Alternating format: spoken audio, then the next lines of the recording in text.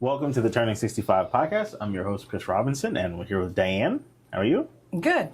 So Thank a question that we got that we're going to answer now is, what is the difference between a Medicare supplement plan and a Medicare Advantage plan? Mm-hmm. Which we do both here at One Insurance. Yes, we do. But can you help explain the difference? The difference is a supplement is with original Medicare, Part A, Part B, and because there's out-of-pockets with Medicare, most people will purchase a supplement then to cover those out-of-pockets. And then you have to purchase a separate prescription drug plan. And people do like the supplements because it is basically like an open network. As long as the doctor accepts Medicare, it doesn't matter what supplement you have, you can go see that doctor. And you can see any doctor that accepts Medicare in the United States, any doctor, any hospital, you're in. The Advantage plans, however, is with a private insurance company. It takes you off of original Medicare and puts you with the private insurance company. And you have your A, Part B, Part D usually, and then you have some extra benefits. Mm-hmm. People like that. There are a lot of plans that have a zero premium, still have to pay your Part B premium, which you either pay if you're not taking Social Security, you pay that on your own. If you're taking Social Security, they will take that premium right out of your Social Security right off the top. So people like that because there is no extra cost. And those plans are very good too. People like the over-the-counter benefits, the dental, the vision benefits, things like that. Because the supplement doesn't cover the dental, vision, and all that extra stuff. Correct. Right? But also with the supplement, so it's really confusing because the concepts are weird and people have never encountered these concepts until they turn 65. Correct. But the way I kind of explain it is, on a supplement, you're paying the private insurance company to supplement because original Medicare is an 80-20. They Correct. pay 80%, you're responsible for 20. And don't forget the deductibles. Yeah, the deductible. The initial deductible for the hospital, and then the yearly deductible on the Part B. And then you go into the 80-20, you're right. Yeah, and there's no maximum out of pocket on that 80-20. So most people, their entire working life, they're accustomed to having an insurance plan that's going to have, once you hit a certain amount, you're covered 100% as your maximum out of pocket. They get to Medicare thinking that Medicare is free, because that's the way it's kind of marketed, that Medicare is always free, and it's not. And not only is it not free, there's no maximum out of pocket. Correct. So if you're just on original Medicare, you get $100,000 worth of bills. If you have, if you're in the hospital for a week or something like that, you get $100,000 worth of bills, and now you're responsible for 20%. You're responsible for $20,000. Yes. So that's where the Advantage plan or the supplement plan comes in, right? And then the Advantage plan, again, where they say Part A is free, Part A is not free. You've been paying into it your whole working life. Correct. So the government has roughly $800 per person per month set aside to administer your Medicare. Now, if you choose an Advantage plan, instead of you being on original Medicare, that money gets sent to a private insurance company, and now the private insurance company is administering your health care. Correct. So the way I describe it to clients is, if you're taking a supplement, you're paying a company to supplement that 20%. And if you go with an Advantage plan, you're taking advantage of that $800 and you're spending it with an insurance company that you choose. Yes. That's kind of the way I explain it to people, because otherwise it's a weird concept, especially because no matter what you choose, you're going to be paying that Part B premium. Yes. So a lot of people they come in thinking, oh, okay, good, I'm turning 65. Now my healthcare stuff is all free.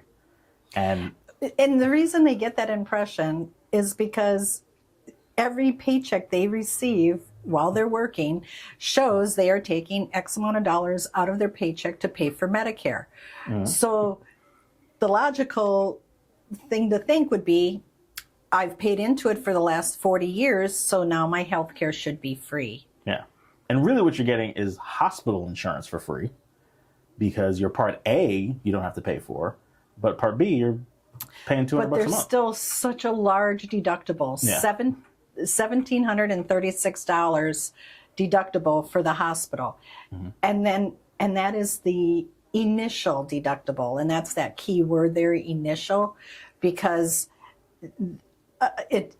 if someone goes into the hospital in January for a heart attack and they're in the hospital for a little while, whatever they did, and now they go home, and then in February they have a bad fall and now they broke a hip, they're back in the hospital, they have to pay that $1,736 again. Because it's two separate, I can't remember what the term that they use, but it's two separate incidences. It's Two not separate the same. incidents. If that person would have went in January for the heart and in February for their heart again, then that's the same incident. They waive that deductible, but it's every 60 days. So if you went into the hospital for your heart in January and then again in March, you're out of that 60-day period. Yeah. So then they're still going to charge you another $1,736. So your supplement will cover that deductible for you. Yeah. And that's the major difference is the supplements, you're not trapped into a network.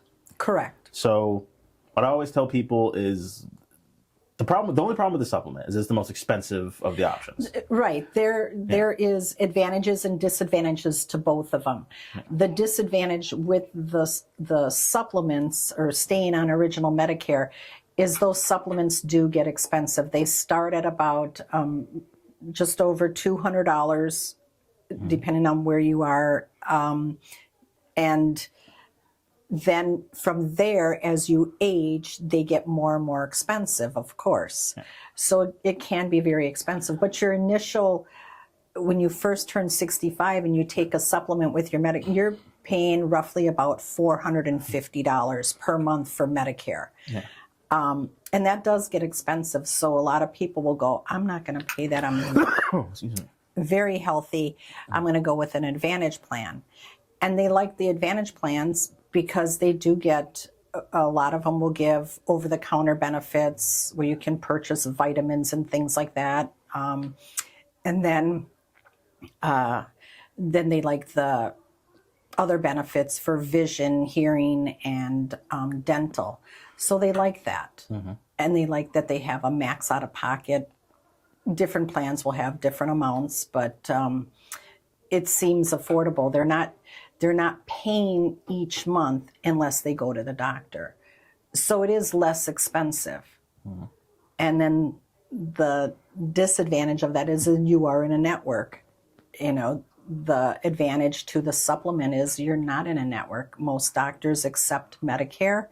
And it, like I said before, it doesn't matter who the company is that you chose for your supplement. They're going to accept it because it's a supplement to your Medicare. Yeah.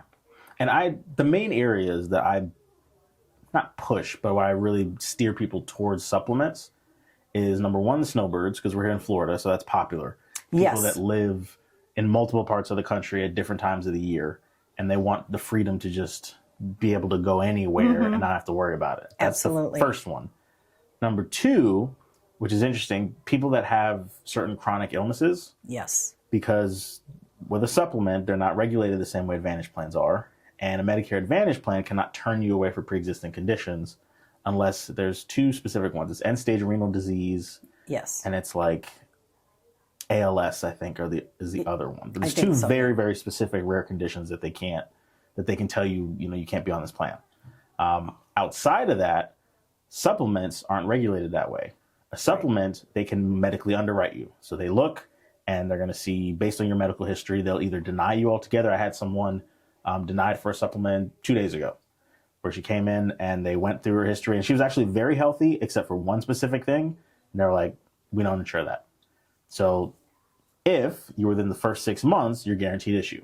Right. So for someone who say someone has either a family history or personally they've already had cancer and survived it at some point, or someone who has heart disease or whatever, I say, hey, listen, if you're even thinking about a supplement, do it now while it's guaranteed issue. Right. And if you don't like it, we can take you off of it for next year.